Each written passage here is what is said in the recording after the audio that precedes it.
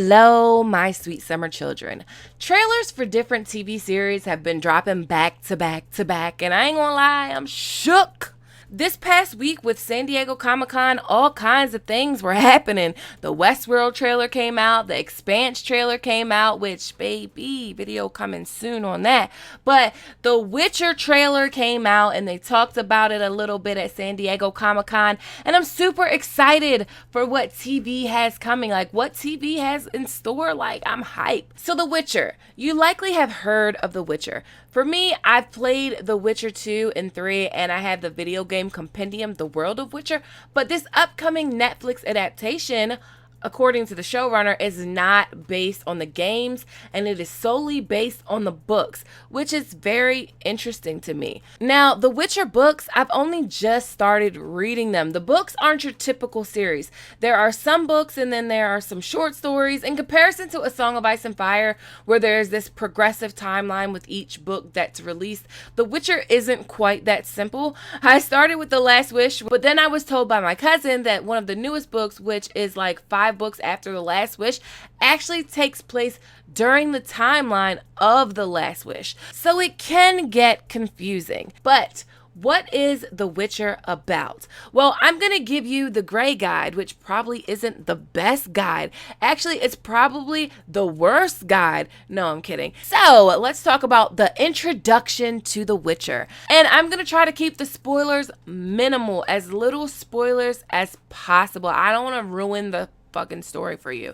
So the central character of the story is Geralt of Rivia, and in the Netflix adaptation he will be played by Henry Cavill, Superman. He's your badass next level Harry fucking Potter. If Bloodraven, Harry Potter, and Jon Snow had a baby, it would be Geralt. Geralt's even called the White Wolf. But anyway, Geralt's a Witcher.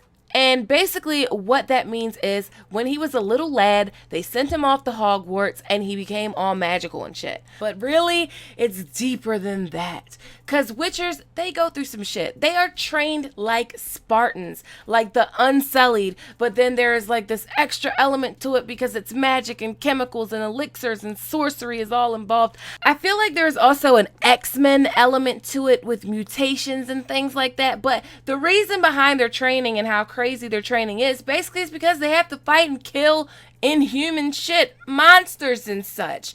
Witchers have night vision. They're basically immune to disease. They heal fast. Their reflexes are insane. They live long. And all of this is because of mutations, magical mutations. There is this debate. Is a Witcher a race or an occupation? I'm going to say it's not a race because Witchers are made. They don't reproduce, or do they? So being a Witcher is a job, right? It's a duty. A Witcher is a monster hunter, a hired monster killer. You have to pay. You pay the Witcher kills the monster. Contract over. He's a contract killer of monsters. So yeah, that's what a Witcher is. Now, before we go any further, I want to get serious and talk about the genre for a minute, the fantasy genre. With Game of Thrones being so successful as a fantasy story, other networks and companies are trying to duplicate that success. Everyone is looking for the next Game of Thrones. We literally just did a panel on this at Con of Thrones. The Witcher is up there in high probability of being able to do this, being able to duplicate this Game of Thrones level success. There are a lot of factors that could make The Witcher the perfect storm that I've talked about. The games themselves already have that cult following, and really so does the books.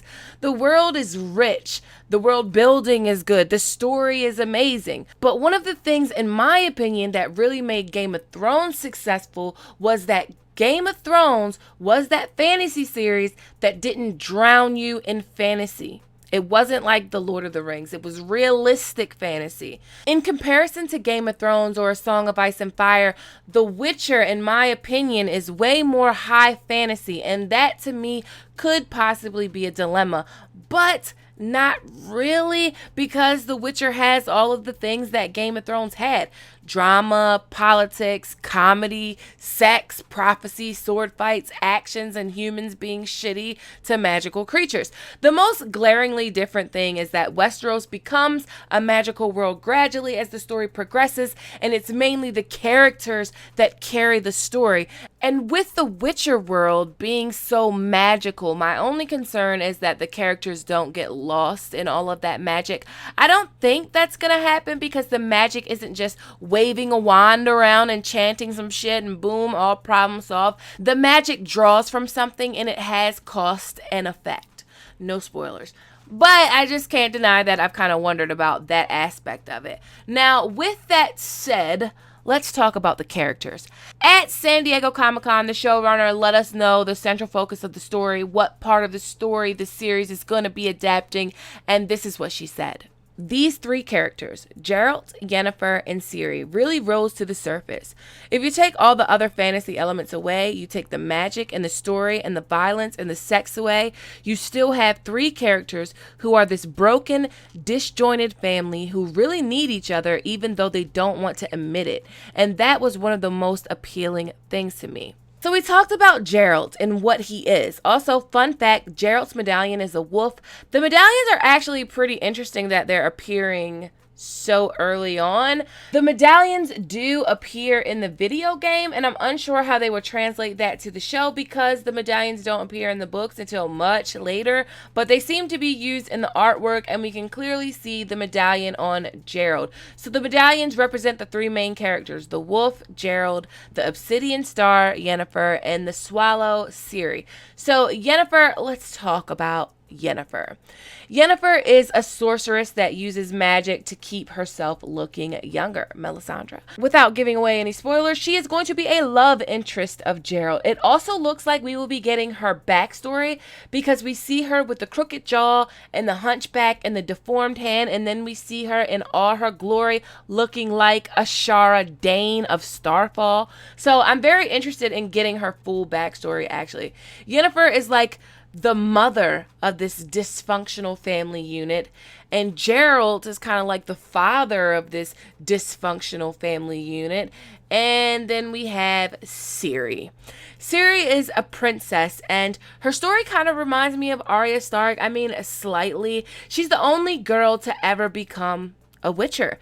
She ends up being like Geralt and Yennefer's kid, like their adopted kid. They try to protect her from people that are trying to get her. I mean, no spoilers. This is a world with elves and dwarves and elder races that came before humans. The elves taught the humans magic and the humans slaughtered them. Yeah, first men, children of the forest, pot, kettle, black. Now, you may be wondering about a villain. Who's the villain? Well, the showrunner cleared that up. This is what she said. There isn't really a villain. One of the things we're enjoying exploring is all the shades of gray in the books. The characters you're rooting for in the beginning may not be the characters you're rooting for in the end, and characters you hate and seem absolutely evil are motivated by something that's really relatable and human and emotional. I found writing it and then watching it afterward that your allegiance switches a lot. You constantly try to put yourself in the shoes of characters and think, what would you do? I think you'll end up having a lot of empathy for characters you didn't expect to. Okay, gray characters is a very A Song of Ice and Fire, Game of Thrones things. Jaime Lannister, anyone? And I'm actually excited that they aren't going to focus on a main villain. And I'm actually hoping that they flesh out some of the characters more. Because if Witcher was Game of Thrones, Geralt is like Daenerys, Jon Snow, Tyrion, and Bran all in one character. Like, the story seems very dependent on him. Like, if you're watching The Witcher, could you really have one episode without Geralt? So I'm hoping they do flesh out some of the other lesser characters. Now, the trailer came out, and I'm trying to decide where exactly the series will start. Because in The Last Wish, the first short story, The Witcher, the king and his sister have had an incestuous baby, and the baby is cursed and has lived the past 14 years as like a Striga. She was born a Striga, and a Striga is a monster that eats people. Anyway, the king has a ransom, I guess you would call it, where if you free his daughter from this curse, he will give you money, but you can't kill her. Now, Geralt actually encounters some other people that offer him money to kill the king's Striga daughter because of their reasons. Anyway, it's a whole political situation. But Gerald actually ends up breaking the curse. So is the story starting there or somewhere else? That's what I'm trying to decide when watching this trailer. I may do a trailer breakdown, a crazy in-depth one with spoilers. But in the meantime, what do you think? Is The Witcher possibly the next Game of Thrones? And are you going to give this series a shot? As always, thanks for watching. Thanks to everyone that supports me on Patreon. If you like this video, please give it a thumbs up. Please click that subscribe button, hit that notification bell, and join this sweet summer family. Okay, my sweet summer children, have a good day. Shame. Shame.